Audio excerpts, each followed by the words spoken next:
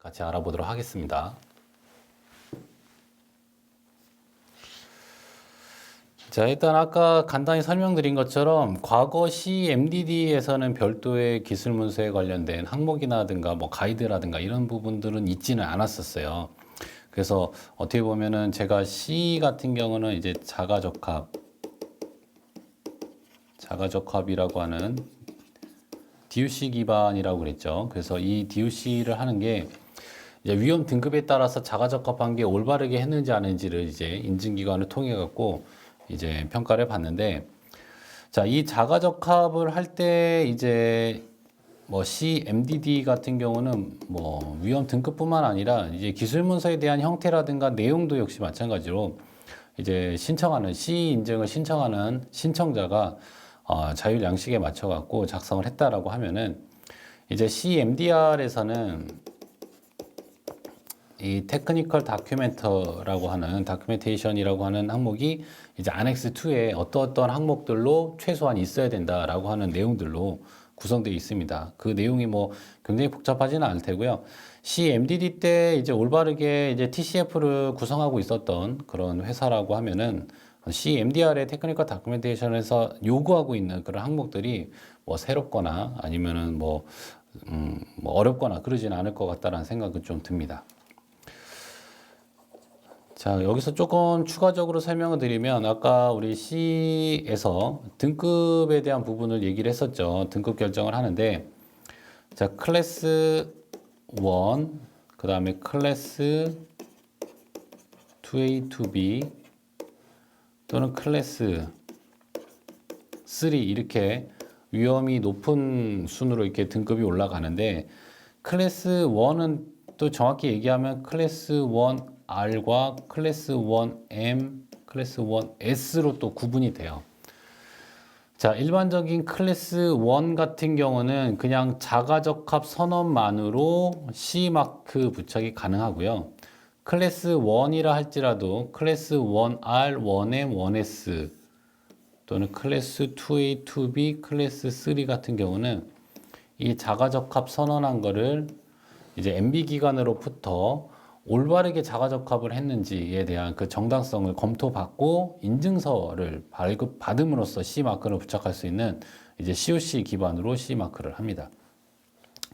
자, 그러면 1R, 1M, 1S란 무엇이냐? 1R이라고 하는 건 Reusable Surgical Instrument라고 아까 말씀을 드렸죠. 그래서 재사용 가능한 수술용 도구들 중에 이제 클래스 1에 해당하는 것들은 이제 1R에 해당이 되고요.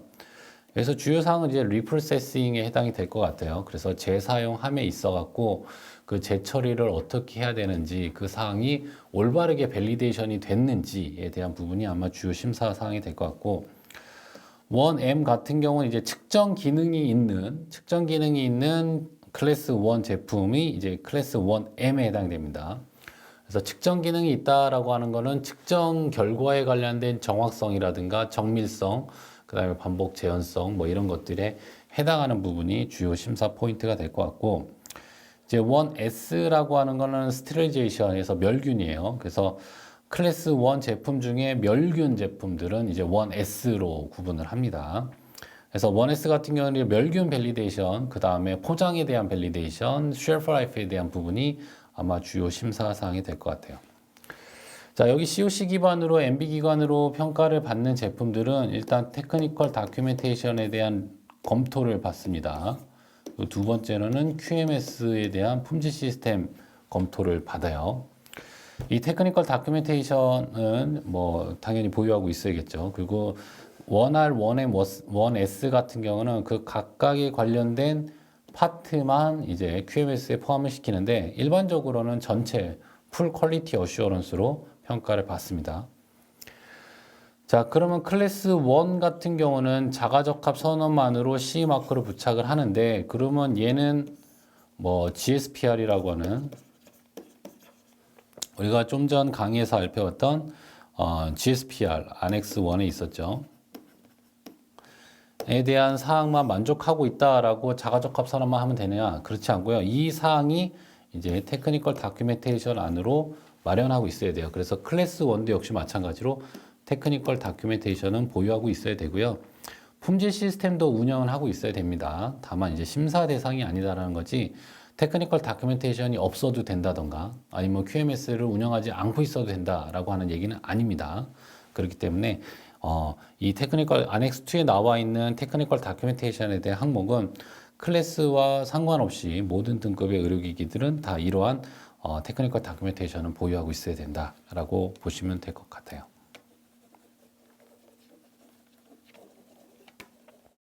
자, 그럼 그 항목들을 좀 같이 한번 살펴보도록 하겠습니다. 자, 첫 번째로는 그 파생품 및 부속품을 포함한 제품에 대한 설명 및 제품 사양에 대한 부분이 섹션으로 갖고 있어야 돼요. 그중에 이제 첫 번째로는 제품 설명 및 사양 부분. 자, 일단 첫 번째로는 제품명, 형명 및 사용 목적 및 사용자를 포함한 제품의 일반적인 설명이 있어야 됩니다. 그래서 이 제품의 이름이 무엇인지, 프로덕트 네임, 그 다음에 모델 네임이 있어야 되고요. 그 다음에 intended use, 사용 목적이 무엇인지 명시했어야 되고, 그 다음에 intended user, 의도하는 사용자가 누구냐에 대한 부분도 역시 포함되어 있어야 되고, 이거를 포함한 기기의 일반적인 설명이 나와 있어야 됩니다. 그 두 번째로는 기기의 식별법인 UDI 시스템을 기반으로 기본 베이직 UDI 중에 DI를 포함하고 있어야 됩니다. 또는 제품 코드, 카탈로그 넘버 또는 추적이 가능한 기타 명확한 참조 같은 명확한 식별자를 나타내고 있어야 되고요. 그 다음에 세 번째로는 진단, 치료 및 감시되는 환자군 및 의학적 상태, 환자 선택 기준, 적응증, 금기사항, 경고와 같은 기타 고려사항들을 명시하고 있어야 된다. 그래서 이거는 이제 사용 목적과 관련된 부분이죠. 사용 목적과 관련된 진단의 목적이냐, 치료의 목적이냐, 또는 감시의 목적이냐, 거기에 해당하는 페이션트 파퓰레이션, 환자군은 어떻게 되냐. 자, 환자군이라고 하면은 환자에 대한 건강 상태라든가 질병 상태, 뭐 의학적 상태를 나타낼 수 있을 것 같고요.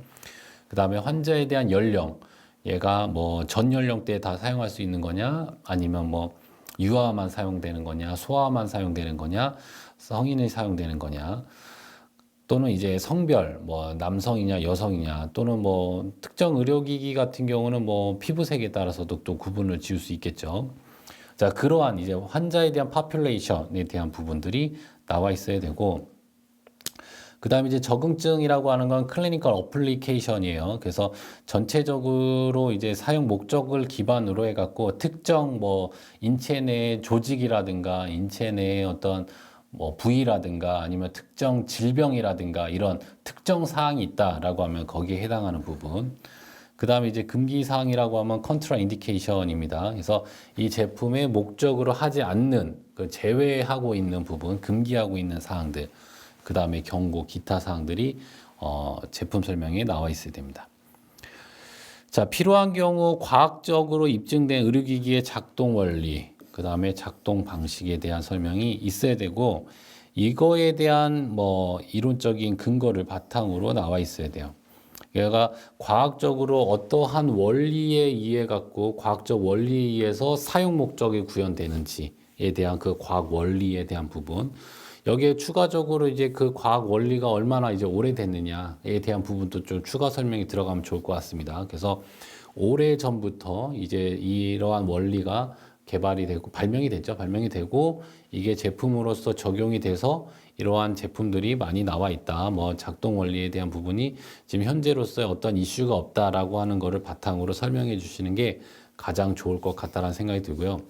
만약에 그러한 역사가 오래되지 않은 어떤 테크놀로지다라고 하는 거는 이제 노블이라고 해서 밑에 나오겠지만 새로운 특징, 노블 피처에 관련된 테크놀로지에 관련된 설명을 추가적으로 설명을 하고 있으셔야 됩니다.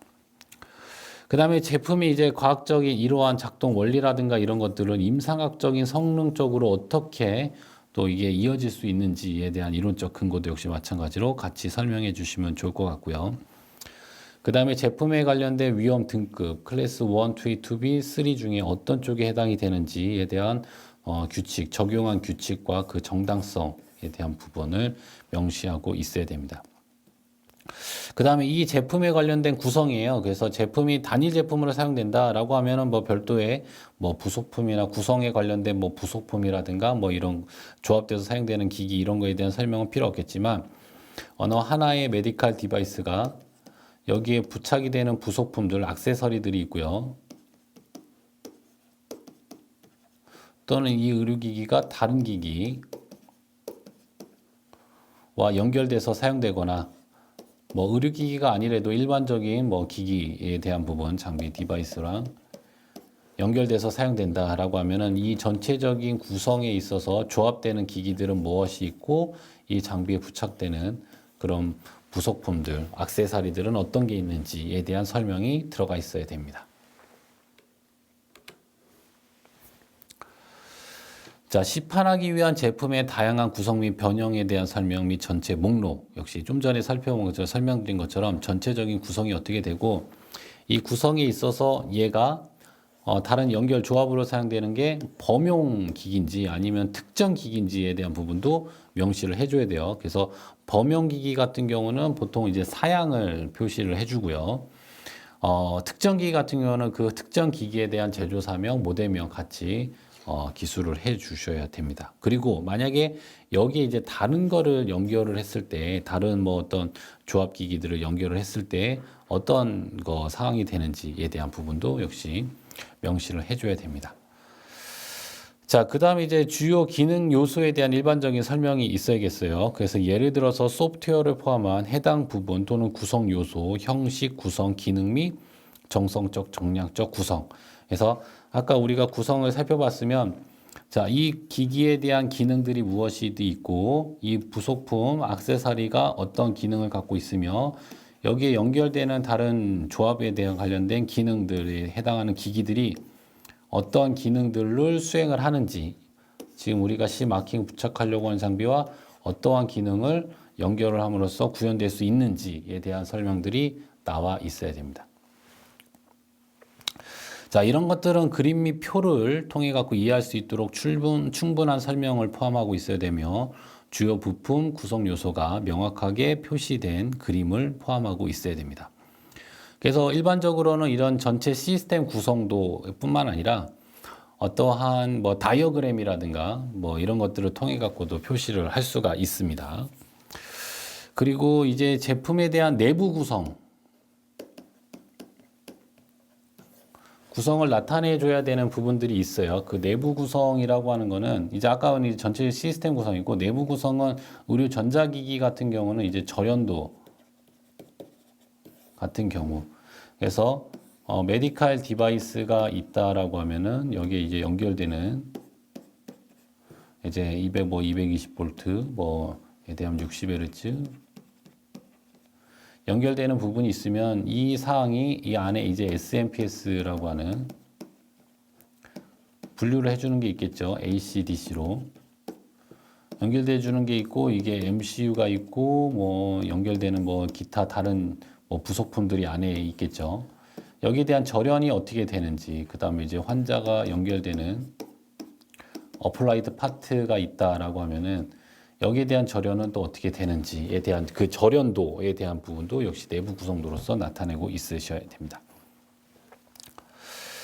체계 체외 순환 동안 인체와 직접 접촉 또는 간접 접촉되는 원재료에 대한 설명. 그래서 우리가 원재료에 대한 설명을 할 때는 이게 접촉 부위가 어딘지, 그 다음에 접촉 시간은 어떻게 되는지, 여기에 대한 이제 원재료는 이제 어떤 게 있는지, 그 다음에 해당하는 MSDS라고 하는 원재료 물질 안전에 대한 사항은 어떻게 되는지, 그 다음에 카스 넘버는 어떻게 되는지, 이러한 내용들을 바탕으로 원재료에 대한 설명이 있으셔야 됩니다. 그 다음에 제품에 대한 특징, 치수 및 성능과 같은 기술 사양들이 명시가 돼 있어야 된다. 예를 들어서 브로셔, 카탈로그 및 이와 유사한 간행물과 같이 사용자가 제품을 사용할 수 있도록 제품 사양에 전형적으로 표시하는 변형물, 구성물 및 부속물에 나타난 기술적 사양을 나타내고 있어야 된다. 네, 뭐 치수가 중요한 제품들은 치수를 같이 뭐 표기를 해야겠죠. 예를 들어 갖고 뭐 바늘 같은 경우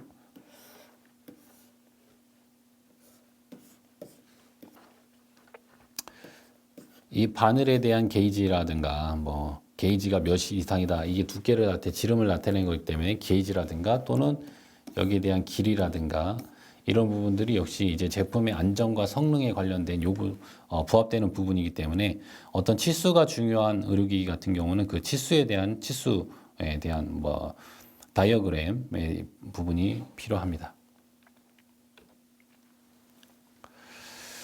자, 두 번째로는 1.2 이전 제품 및 유사 제품에 대한 참조 사항이 이제 나타나 있어야 되고요. 어떤 하나의 의료기기가 메디컬 디바이스가 있는데 이게 이전에 어떤 개발돼 있던 뭐 이런 형태의 메디컬 디바이스가 있었다라고 하면은 여기에 이제 파생된 제품이 있다라고 하면은 이전에 우리가 어떠한 존재하는 제품이 있다라면 어떠한 제품을 우리가 바탕으로 이 파생된 제품이 나왔는지에 대한 그 이전 제품에 관련된 전반적인 개요 설명이 있어야 되고요. 자, 이전 제품이 존재하는 경우 이제 연합 또는 국제 시장에서 사용 가능하도록 식별된 유사 제품에 대한 전체적인 개요. 그래서 즉 다른 제품, 다른 타회사 제품 이제 얘는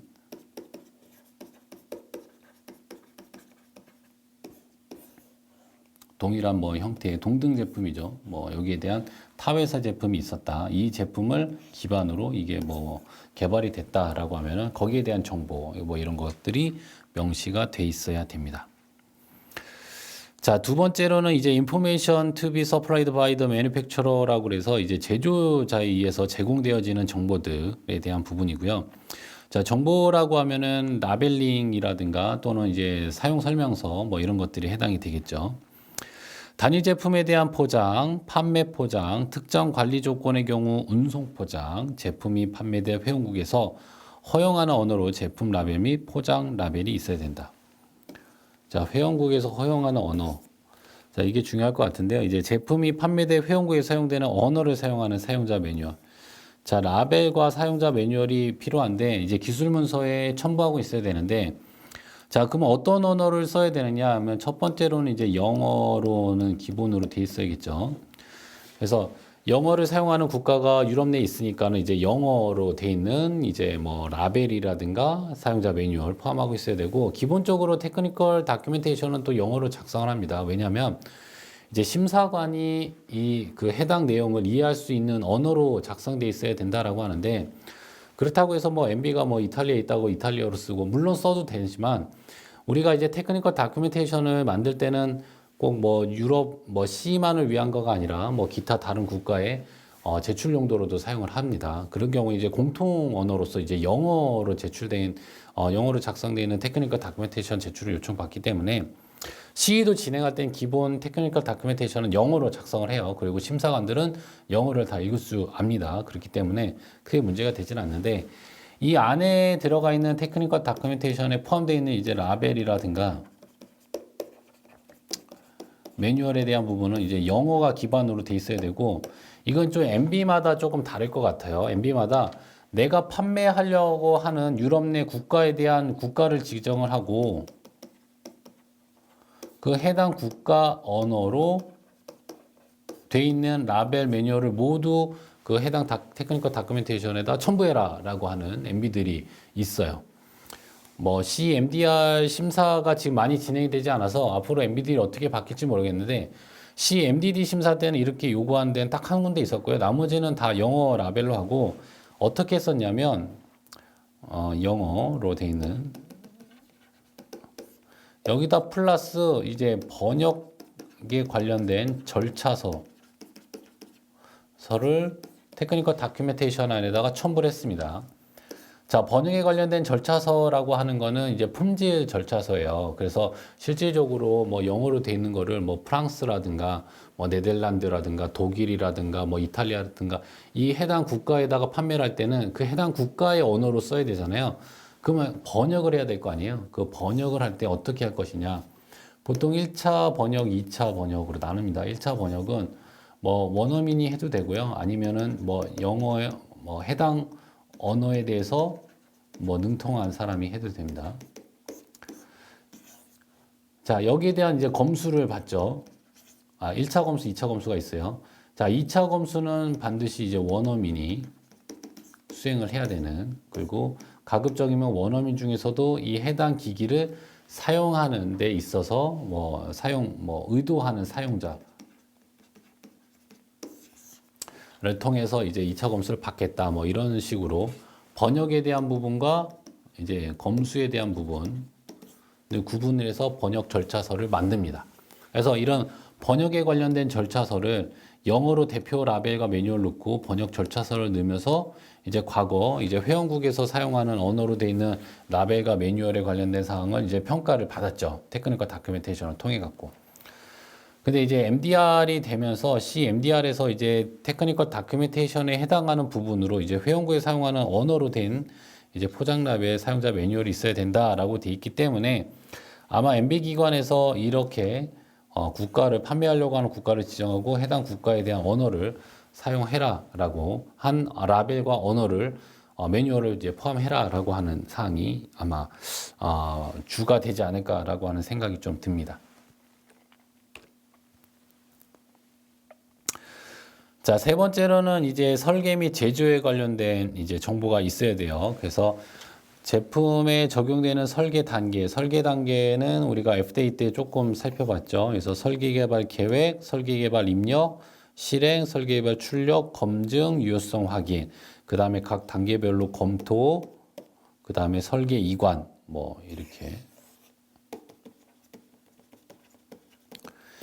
이 프로세스를 회사가 갖추고 있어야겠죠. 그래서 각 프로세스별로 단계별로 우리가 어떤 업무를 하고 있고 어떤 출력물이 나오는지에 관련된 사항을 테크니컬 다큐멘테이션에다가 명시하고 있어야 되고요.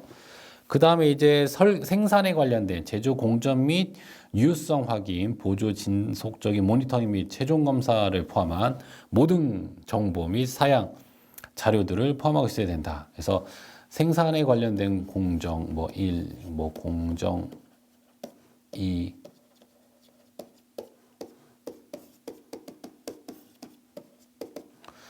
해서 뭐 공정 뭐 N차 해갖고 이제 완제품이 나오는 이제 원자재가 들어가고 원자재는 어떤 게 들어가고 완제품. 자, 그럼 원자재에 대한 시험 검사는 어떤 거라고 이제 각 공정별 시험 검사는 어떤 거라고 완제품에 대한 시험 검사는 어떤 걸 하는지에 대한 사항은 보통은 시험 검사 지침서에 명시가 돼 있다고 그랬어요. 시험 방법이라든가 합부 판정 기준이라든가 이런 것들. 그런 것들을 이제 테크니컬 다큐멘테이션에 포함하고 있어야 된다. 설계 및 제조 활동이 수행되는 곳에 있는 공급자 및 하도급자를 포함한 모든 현장에 대해서 식별하고 있어야 된다.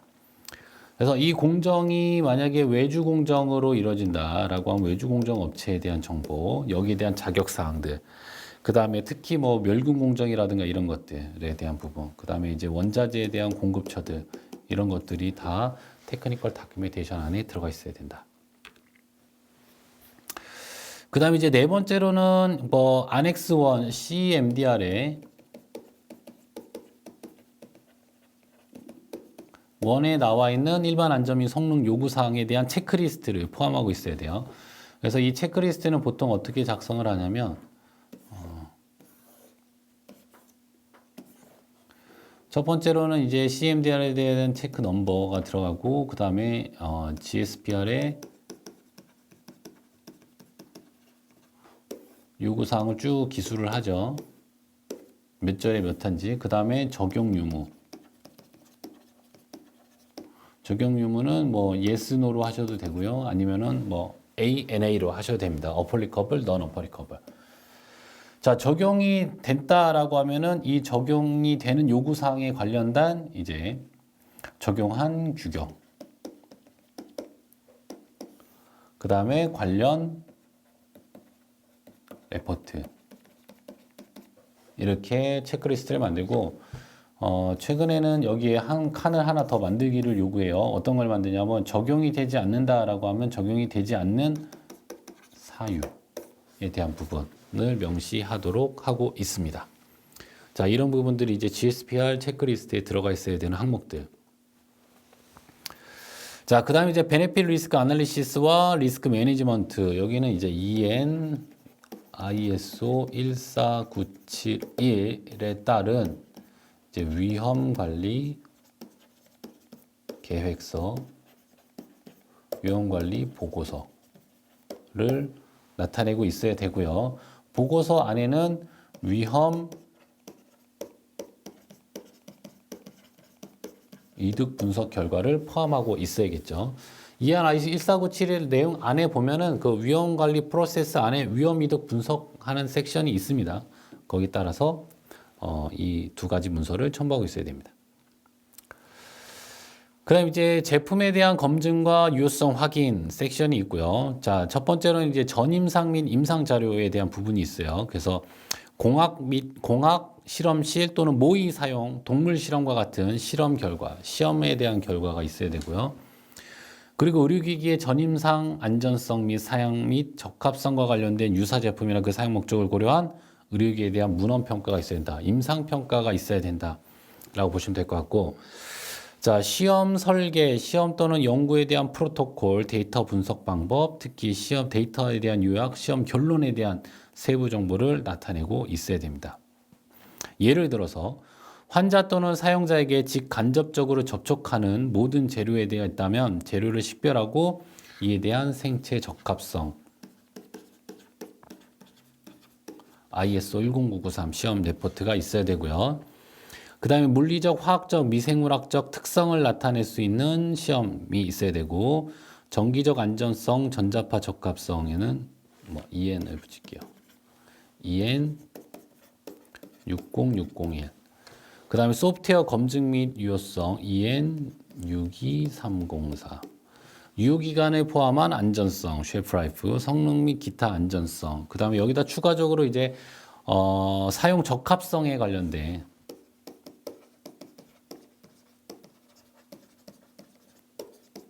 EN 62366-1이라고 하는 규격을 적용한 사용 적합성 문서도 역시 마찬가지로 포함하고 있어야 된다.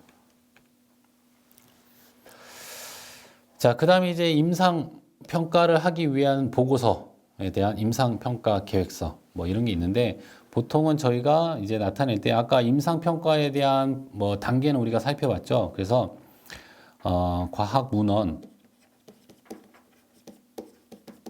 조사 계획서, 프로토콜, 리터러치 서치 프로토콜이라고 부릅니다. 그 다음에 이제 문헌, 조사, 보고서. 이 안에는 문헌으로부터 취합한 클리니컬 데이터가 얼마나 유효한지에 대한 내용. 그 다음에 임상 평가 계획서. 그 다음에 임상평가 보고서. 이렇게 저희 같은 경우는 크게 4가지 종류의 문서를 첨부를 하고 있습니다.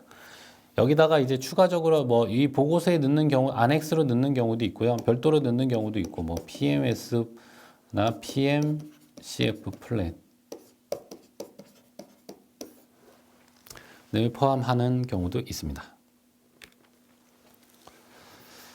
자, 그 다음에 특별한 경우에 요구되는 추가적인 정보들이 있어요. 그럼 어떤 사항들이 있냐면, 이제 필수적인 부분으로 물질을 포함한 의료기기가 별도로 사용된다면, 자, 물질을 포함한 경우, 그런 의료기기라고 하면 아티클 1 파랑의 첫 번째 문장에 언급된 것으로서 인간의 혈액, 혈장으로부터 유래된 의약품을 포함한 경우, 디렉티브 2001-83EC 아티클 1의 2항이 정의된 의약품으로 간주되는 물질을 포함하고 있는 경우, 그 사실을 나타낼 수 있는 설명. 그러니까 의약품이라든가 그 해당 물질에 관련된 설명이 추가적인 정보로 있어야 된다. 그리고 이러한 목적을 고려할 때 물질의 안전성, 품질, 유효성을 평가하기 위해 수행된 시험 데이터를 포함하고 있어야 된다. 사람 또는 동물의 조직 또는 세포 또는 파생물을 사용해서 사용하는 의료기기 같은 경우는 그 해당 물질에 관련된 정보랑 그 해당 물질에 관련된 안전성에 관련된 바이러스 불활성화를 포함해서 안전성에 관련된 정보를 포함하고 있어야 됩니다. 레포트를 포함하고 있어야 됩니다. 그 다음에 체내로 유입, 흡수, 국부적으로 국산되는 물질 또는 물질의 조합으로 구성된 기기, 그 시험에 관련된 상세한 정보를 나타내고 있어야 돼요. 그래서 흡수, 분배, 대사 및 배설, 상고 및 관련된 의학적 조건을 고려한 기타 의료기기나 의약물, 의약품 또는 기타 물질과 해당 물질, 체내 신진대사 상물 간의 상호작용, 국소 내성, 그 다음 의료기기에 노출된 수준에 대한 특성에 따라 일회 투여 독성, 반복 투여 독성, 유전 독성, 발암성 및 생식과 발육 독성을 포함한 독성 이런 것들이 나타내고 있어야 된다. 그 다음에 안엑스 1 10.4.1에 언급된 CMR과 내분기 교란 물질을 포함하고 있는 의료기기 같은 경우는 거기에 대한 정당성, 이런 물질은 0.1% 미만이어야 된다고 했죠. 거기에 대한 정당성 제시하고 있어야 됩니다. 그 다음에 이제 무균 조건 또는 정의된 미생물학적 조건에서 시판되는 의료기기인 경우에는 각 제조 단계별로에 대한 환경적 조건. 자, 무균 조건으로 시판하는 경우는 포장 멸균, 무균 유지에 관련된 유효성 보고서. 자, 유효성 확인 보고서는 바이오워든 시험, 발효원 실험, 그 다음에 적용하는 경우 멸균 잔류량 시험들을 포함하고 있어야 됩니다. 그 다음에 측정 기능이 있는 의료기기 같은 경우는 그 측정 기능에 관련된 사양에 명시된 정확성, 그 다음 정확성을 측정하는 방법에 대한 설명, 그 다음에 사용 목적을 구현하기 위해 해당 의료기기가 다른 장비에 연결되는 경우 제휴사가 명시한 특성을 고려하여 다른 장비에 연결된 일반적인 안전 및 성능 요구사항에 적합하다고 하는 그런 조립과 구성에 대한 설명 부분이 있으셔야 됩니다. 자, 안엑스 3에는 이제 판매하고 난 다음에 이제 PMS 활동을 통해서 업데이트해야 되는 기술 문서에 대한 사항들이고요. 아까 이제 PMS 플랜은 우리가 기술 문서에 들어간다라고 그랬죠. 자, 이 부분과 이제 부합해서 최초 심사 때는 플랜 부분이 들어가고요. 그 다음 사후 심사부터는 이 PMS 활동, PMCF 활동을 통해서 나온 레포트들이 이제 업데이트 돼야 됩니다. PMS 플랜에는 시판을 감시할 계획은 이용 가능한 정보의 수집과 활용을 다루고 있어야 된다. 그래서 PSUR의 정보 및 현장 안정 시정 조치 등과 같은 심각한 사고에 관련된 정보, 바람직하지 않은 부작용에 대한 심각하지 않은 사고 및 데이터를 언급한 기록물, 경영보고서 및 정보, 관련 전문가 또는 기술문헌 데이터베이스의 등록 자료, 사용자, 유통자 및 수입업자가 제공한 피드백 및 불만사항을 포함한 정보, 유사 제품에 대한 공표가 하는 정보, 이거를 수집할 수 있는 계획이 처음에 들어가야 되고 이후에는 계획에 따른 결과 레포트가 첨부돼야 됩니다. 자, 시판을 감시 계획서에는 최소한 다음 사항을 포함해야 된다라고 하는 여러 가지 이제 계획서로서 들어가 있어야 되는 부분들이고요. 이 사항들은 뭐 계획서는 늘 말씀드리지만 언제 어디서 누가 어떻게 하는지에 대한 부분들이 포함하고 있어야 된다라고 보시면 될 것 같아요. 자, PSUR 아까 잠시 말씀했는데 정기적 안정성 갱신 보고서라고 그래갖고 이제 주기적으로 이 제품이 여전히 안전하다라고 하는 부분, 성능적으로 유효하다라고 하는 부분은 이제 레포트 형식으로 제출하는데 이게 PMS 레포트랑 거의 유사한 항목들을 포함하고 있습니다. 자, 여기까지 의료기기 CMDR에 관련돼서 구성해야 되는 기술 문서에 대해서 알아봤습니다. 이번 강의 마치도록 하겠습니다.